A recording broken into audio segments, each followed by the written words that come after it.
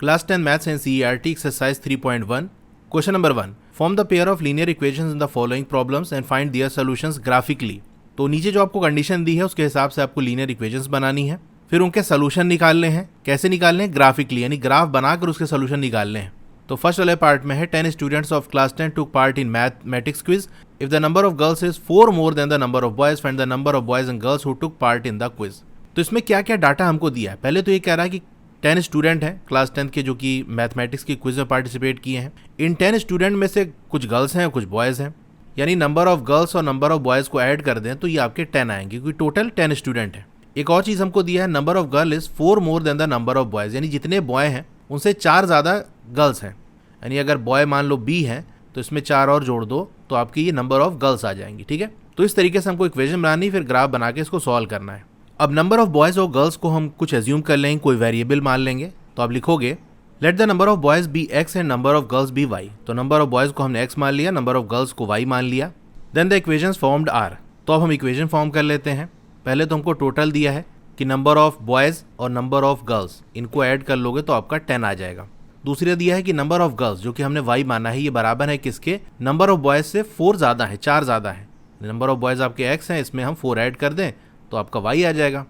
तो ये आपकी इक्वेशन फर्स्ट हो गई और ये आपकी सेकेंड इक्वेशन हो गई। अब हम क्या करेंगे, इन दोनों इक्वेशन के दो सॉल्यूशंस निकाल लेंगे, यानी x और y की ऐसी वैल्यू जो इस इक्वेशन को सेटिस्फाई कर दे, वही इसके सॉल्यूशंस होते हैं। क्योंकि लिखा क्या है, देखो जैसे x plus Y equal to 10, तो x और y की कुछ स्पेसिफिक वैल्यू होगी, उसी को जो हम ऐड करेंगे तो 10 आएगा। जैसे मान लो x को हम 1 मान लेते हैं और y को 7, तो 1 प्लस 7 आपका 10 के बराबर नहीं होता, यानी 1 और 7 x और y की वैल्यू नहीं हो सकती। x और y की वैल्यू ऐसी रखेंगे कि इक्वल टू 10 आ जाए। जैसे मान लो इसको 2 मान लिया, इसको 8 मान लिया, तो 2 प्लस 8 आपका 10 आ जाएगा। तो हम क्या करते हैं, आपने क्लास 9 तो पढ़ा ही होगा कि एक वेरिएबल की वैल्यू कुछ अपने से मान लेते हैं, दूसरी इक्वेशन की रिलेशन से हम निकाल लेते हैं। तो उसको हम टेबल बनाकर करते हैं। तो आप पहले लिखोगे statement 2 solutions of equation first and second are. अब यहाँ पर इस तरह से छोटा सा टेबल बना लेंगे। इधर हमको x लिख देना है, इधर y लिख देना है, यानी x के सामने x की वैल्यू रखेंगे और y के सामने y की वैल्यू रखेंगे। तो जैसे मैंने आपको बताया था, किसी एक वेरिएबल को हम कुछ मान लेंगे, जैसे मान लो x को हमने कुछ मान लिया तो उसके हिसाब से y की वैल्यू आ जाएगी। तो अब इसको दो तरीके से किया जाता है, जैसे मान लो यहाँ x और y लिख दिया जाता है, या फिर एक तरीका ये होता है कि x तो ऐसे ही रखेंगे, y का जो रिलेशन है वो हम निकाल लेंगे। देखो पहली वाली इक्वेशन को हम सॉल्व करें, x plus Y equal to 10, तो y की वैल्यू यहाँ से क्या आ जाएगी? 10 माइनस x। तो इस तरह से हम लिख सकते हैं y इक्वल 10 माइनस एक्स। तो मैं इसी तरह से लिखता हूँ, इसी तरह मैं करा देता हूँ। एनसीईआरटी में भी आपको इसी तरह से मिल जाएगा, यानी x और y की वैल्यू निकाल ले हैं, लेकिन क्योंकि x अपने से पुट कर रहे हैं और y का जो है रिलेशन से वैल्यू निकालेंगे, x की वैल्यू उसके अंदर रख के, तो y किसके बराबर है इक्वेशन से वो हमने निकाल लिया। तो अब क्या करेंगे, x अपने से मान लेंगे तो उसके हिसाब से y की वैल्यू आ जाएगी। अब यहाँ पर x आप क्या रखोगे? कोई भी वैल्यू रख सकते हैं। जैसे मान लो हमने यहाँ 0 रख दिया, तो y की वैल्यू क्या आएगी? y क्या है? 10 माइनस एक्स। x क्या है? 0 है, 10 माइनस 0 यानी 10 आ जाएगा। अब यहाँ आपको थोड़ा सा दिमाग लगाना है, थोड़ा स्मार्टली वर्क करना है। x आपका 0 आ रहा है, y 10 आ रहा है, यानी 0, 10 जब आप ग्राफ पे प्लॉट करोगे तो y की वैल्यू 10 है, यानी आपको जो y एक्सिस बनानी पड़ेगी वो काफ़ी लंबी बनानी पड़ेगी, 10 तक आपको लाइन खींचना पड़ेगा। तो बेस्ट तो यही है कि ग्राफ हमारा बहुत ज़्यादा बड़ा ना बने, उसके लिए हमको छोटी वैल्यूज़ चाहिए होंगी। तो हम 0 ना रख के कुछ और पुट कर देते हैं। चलो हम यहाँ पर 3 पुट कर देते हैं, तो y क्या आ जाएगा? 10 माइनस 3 आपका 7 होता है। अब एक वैल्यू और पुट करना है x की, 4 पुट कर सकते हो, 5, 6 कुछ भी पुट कर सकते हो। तो चलो हम यहाँ पर 4 ना रख के 5 एक छोड़ कर रख देते हैं, क्योंकि पॉइंट्स से थोड़ा सा दूर आ जाएंगे जो कोऑर्डिनेट्स हैं। तो y आपका क्या आ जाएगा? 10 माइनस एक्स यानी 5, आपका ये 5 आ जाएगा। इसी तरह से दूसरी वाली इक्वेशन के लिए भी आपको टेबल बना लेना है। x रखेंगे, यहाँ y लिखेंगे, लेकिन दूसरी वाली इक्वेशन में y किसके बराबर है? x प्लस 4 के। तो x की वैल्यू अपने से मान लो। अब देखो यहाँ पर x अगर हम 0 मान लेंगे तो y की वैल्यू क्या आएगी? 0 प्लस 4 आपका 4 आएगा, यानी बहुत ज़्यादा बड़ी तो नहीं आ रही है, तो ठीक है मान सकते हैं। अब दूसरी वैल्यू 1 मान लो, 2 मान लो, 3 मान लो, कुछ भी मान सकते हो। लेकिन आप देख रहे हो कि जितनी बड़ी हम वैल्यू मानेंगे उसी में 4 ऐड होगा तो y की वैल्यू आएगी। तो चलो एक छोड़ कर हम 2 मान लेते हैं, तो y आपका 6 आ जाएगा। अब देखो दोनों इक्वेशन से दो पॉइंट हमको मिल गए। हर इक्वेशन के जो पॉइंट हैं उनको प्लॉट करके हमको कनेक्ट कर देना है, तो एक लाइन बन जाएगी। ध्यान है उसी इक्वेशन के जो पॉइंट्स है वही आपस में कनेक्ट होंगे। तो चलिए कर लेते हैं इसको हम। तो इस तरीके से आपको x और y एक्सिस बना लेनी है, उसमें इस तरह से नंबर्स आपको लिख लेने हैं। अब पहली वाली इक्वेशन से जो वैल्यूज़ हमको मिली थी उसको मैं साइड में थोड़ा सा लिख देता हूँ। एक तो आपको मिली थी 3,7, यानी हमने x को 3 रखा था तो y हमारा 7 आ रहा था, और दूसरी वैल्यू मिली थी 5,5, ये पहली इक्वेशन से था, तो पहले इसको हम प्लॉट कर लेते हैं। 3,7 एक्स एक्सिस पे 3 यहाँ पर है और y 7 यानी ये वाला पॉइंट हमारा आ गया। तो ये है हमारा 3,7 और फिर दूसरा है 5,5।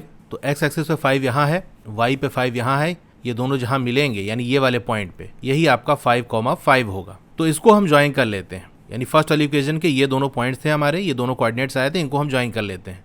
तो इस तरीके से हमने ज्वाइन कर लिया। अब दूसरी वाली इक्वेशन के जो कोऑर्डिनेट्स थे वो क्या थे, 0,4 और 2,6। इसको प्लॉट कर लेते हैं। 0,4 यानी ये y एक्सिस पे चलेगा, ये रहा हमारा 0,4 और दूसरा 2,6 यानी x पे 2 चलेंगे और y पे 6 यहाँ आके मिलेगा, तो ये हमारा 2,6 आ गया। अब इन दोनों पॉइंट को भी कनेक्ट कर लेंगे। तो ये हमने ज्वाइन कर लिया। अब यहाँ पर आप देखो कि दोनों जो लाइन है वो एक दूसरे को इंटरसेक्ट कहाँ पर कर रही हैं। ये वाला पॉइंट है जहाँ पर दोनों एक दूसरे को कट कर रही हैं, यानी ये जो 3,7 वाला पॉइंट है ये ऐसा पॉइंट है जो दोनों लाइन पे लाई करता है। तो ऐसे ही पॉइंट हमको ढूंढना होता है जो दोनों लाइन पे लाई करे, या सिंपल ऐसे समझ सकते हो दोनों लाइन जहाँ इंटरसेक्ट कर रही हैं वही जो पॉइंट होगा वही इस प्रॉब्लम का सोल्यूशन होगा। तो ये आपका ग्राफ ड्रॉ हो गया और हमको कोऑर्डिनेट भी मिल गए इंटरसेक्शन वाले, यानी 3,7 यानी x की वैल्यू 3 है और y हमारा 7 है। तो x क्या था, नंबर ऑफ बॉयज़, तो नंबर ऑफ बॉयज़ 3 है, नंबर ऑफ गर्ल्स आपकी 7 है। इसको आप वेरीफाई भी कर सकते हो।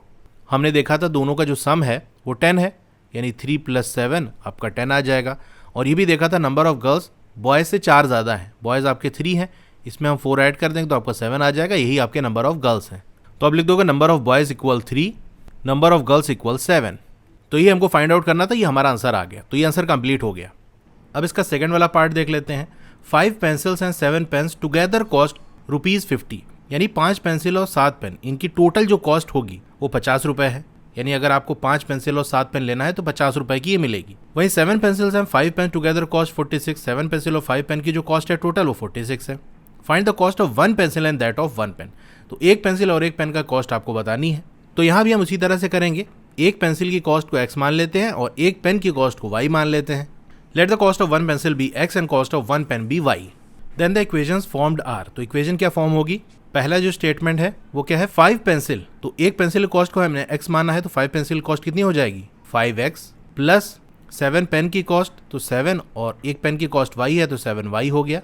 इन दोनों की कॉस्ट का टोटल कर लें तो ये आपके 50 रुपीज़ के बराबर होगा, तो ये 50 के इक्वल हो गया। ये आपकी फर्स्ट इक्वेशन है। दूसरी इक्वेशन क्या बनेगी, 7 पेंसिल्स यानी 7x plus 5 pens 5y equal, ये टुगेदर कितना कॉस्ट कर रहा है 46, तो 46 हो गया। ये हमारी सेकेंड इक्वेशन है। अब इन दोनों इक्वेशन के दो सॉल्यूशंस निकालने हैं, उसके लिए हम टेबल बनाएंगे। आप लिखोगे 2 solutions of equation first and second are. अब यहाँ पर हम x लिख देते हैं, नीचे चाहे तो आप सिर्फ y लिख दो या y का x के साथ क्या रिलेशन है वो पूरा रिलेशन लिख दो। उसके लिए आपको थोड़ा सा इक्वेशन सॉल्व करनी पड़ेगी और y की वैल्यू निकालनी पड़ेगी। तो फर्स्ट वाले को अगर हम सॉल्व करें तो देखो 5x प्लस 7y है, 5x उधर चला जाएगा तो ये 7y इक्वल आपका 50 माइनस 5x हो जाएगा और ये 7 आके यहाँ डिनोमिनेटर में आ जाएगा, तो y का रिलेशन आपको x के साथ मिल गया। तो y equal 50 minus 5x upon 7। अब x की वैल्यू अपने हिसाब से जो चाहे रख सकते हो। तो आप कहोगे कि हम चलो x को 0 मान लेते हैं, तो अगर x को हम यहाँ 0 मान लेंगे तो y की वैल्यू क्या आएगी 5x, x की यहाँ 0 रख दो तो आपका ये y की वैल्यू 50/7 आएगी। अब ध्यान रखना, हम इस बात की पूरी कोशिश रखते हैं कि एक होल नंबर आए दोनों की वैल्यूज़ में, यानी x तो चलो अपने से ही मानेंगे, y की जो वैल्यू आए वो एक होल नंबर हो। क्योंकि डेसिमल वाले नंबर में एक प्रॉब्लम ये आती है कि अगर वो नॉन टर्मिनेटिंग आ गया, वो चलता चला गया, तो फिर प्लॉट करना मुश्किल हो जाता है। इसके लिए आपको थोड़ा सा आइडिया लगाना पड़ेगा कि कौन सी ऐसी वैल्यू रखें x की कि y हमारा एक होल नंबर आ जाए। देखो ये कोई हार्ड एंड फास्ट रूल नहीं कि ऐसा ही होना चाहिए, लेकिन अपनी आसानी के लिए कि हम आसानी से प्लॉट कर सकें, ये काम हम करते हैं कि होल नंबर आए तो बेस्ट है। अब रफ में आप रख के वैल्यूज़ चेक कर सकते हो। अगर मान लो हम 1 रख दे तो क्या होगा, तो ये 45/7 आ जाएगा, अभी भी काम नहीं बना। 2 रख दो तो ये 40/7 आ जाएगा। अगर 3 रख दें तो 5 3 ज़ा 15 और 50 में से 15 चला गया तो 35 आ गया और 35/7, 7 5 ज़ा 35। अब होल नंबर आ गया ना, तो बस इसी तरह रफ में आपको चेक कर लेना। x की वैल्यू हम यहाँ पर 3 रख देंगे तो y की वैल्यू आपकी 5 आ जाएगी। इसी तरीके से और x की वैल्यूज़ आप रख के चेक करो कि कहाँ पर आपको होल नंबर मिलता है। तो आप देखोगे अगर x की वैल्यू हम 10 रख दें तो आपका 50 और 5 10 ज़ा 50 हो जाएगा, तो 50 माइनस 50/7 आ जाएगा, तो y की वैल्यू आपकी 0 आ जाएगी। तो यहाँ पर हमने 10 रख दिया और y हमारा 0 आ गया। आप ऐसा भी कर सकते हो कि y की वैल्यू कुछ मान लो, उससे x की वैल्यू निकल आए। देखो ये चीज़ प्रैक्टिस से आएगी। अब जैसे मैंने आपको ये कहा ना कि 4, 5, 6, 7, 8, 9 इस तरह से करते जाओगे तो 10 वाले पे आपको मिलेगा कि वाई आपका 0 आ रहा है। लेकिन अगर मुझे करना हो तो मैं इतना लंबा ट्राई नहीं करूंगा। मुझे सिंपल लग रहा है कि 50 - 5 और 50 और 5 यानी 50 5 का मल्टीपल है, 5 पूरी तरह से डिवाइड कर देगा अगर y को हम 0 रख दें। ये चीज़ मेरे माइंड में चल रही थी। तो क्या हो जाएगा 50 - 5x/7, ये 7 उधर चलाएगा तो ये 0 हो जाएगा। फिर आपकी इक्वेशन 50 = 5x आ जाएगी, x की वैल्यू यहाँ से क्या आ जाएगी 10 आ जाएगी। तो ये मैंने उल्टा रिवर्स करके आइडिया लगा लिया कि हाँ क्या वैल्यू रखनी है। नहीं समझ पा रहे हो तो एक एक वैल्यू रफ में चेक कर लेना। अब दूसरी वाली इक्वेशन के लिए भी हम इसी तरह से कर लेंगे। x लिख दिया और इसको सॉल्व करो तो 5y = 46 - 7x हो जाएगा। 5 उधर जाके डिवाइड हो जाएगा तो यहाँ से हट जाएगा। तो y का रिलेशन x के साथ क्या आ गया 46 - 7x/5। अब यहाँ भी उसी तरह से कर लो, एक नंबर रख के चेक कर लो। अगर 1 रखेंगे, सिर्फ आपको इतना ध्यान रखना है कि ये 46 - 7x है। यहाँ पर हम क्या रखें कि ये रिलेशन ऐसा आ जाए जो 5 से पूरी तरह से डिवाइड हो जाए, क्योंकि 5 से पूरी तरह से डिवाइड हो जाएगा तभी हमको एक होल नंबर मिलेगा। तो अगर 1 रखेंगे तो ये हमारा 46 - 7 आपका 39 आ जाएगा। 39 5 से डिवाइड होगा नहीं, इसीलिए 1 नहीं रखेंगे। 2 रख दो, 7 2 = 14, तो 46 - 14 तो आपका ये 32 हो गया। अभी भी ये 5 से डिवाइड नहीं होगा। अगर 3 रख दें तो 46 - 7 3 = 21, तो ये आपका 25 आ जाएगा। 25 तो 5 से डिवाइड हो जाएगा, तो बस एक वैल्यू x की हम 3 रख देते हैं, तो y की वैल्यू 25/5 यानी ये 5 आ जाएगी। इसको आप रफ में सॉल्व कर लेना। इसी तरह से करते जाओगे तो आपको एक वैल्यू और मिलेगी x = 8 पे। तो 46 - 7 8 = 56, 46 - 56 आपका -10 आ जाएगा। ये 5 से डिवाइड होगा तो -2 आ जाएगा। तो x की वैल्यू 8 रखेंगे तो y हमारा -2 आ जाएगा। अब दो सॉल्यूशन इन दोनों के मिल गए। तो पहली वाली इक्वेशन से जो x और y की दो वैल्यूज आई हैं उनसे पॉइंट्स हम मार्क कर लेंगे, उनको ज्वाइन कर देंगे, लाइन मिल जाएगी, जैसा कि हमने इससे पहले वाले पार्ट में किया था। चलिए कर लेते हैं। अब पहली वाली इक्वेशन के लिए जो दो कोऑर्डिनेट्स हमको मिले थे वो आपके कौन से थे 3, 5 और 10, 0। तो इसको प्लॉट कर लेते हैं। x एक्सिस पे 3 चलना है, y पे 5 चलना है, तो आपका ये पॉइंट मिलेगा। ये आपका 3, 5 हो गया। 10, 0 यानी x एक्सिस पे 10 चलना है, y पे बिल्कुल 0 चलना है, तो ये वाला पॉइंट होगा। यहाँ पर x 10 है और y आपका 0 है। अब इन दोनों पॉइंट को ज्वाइन कर लेंगे हम इस तरह से।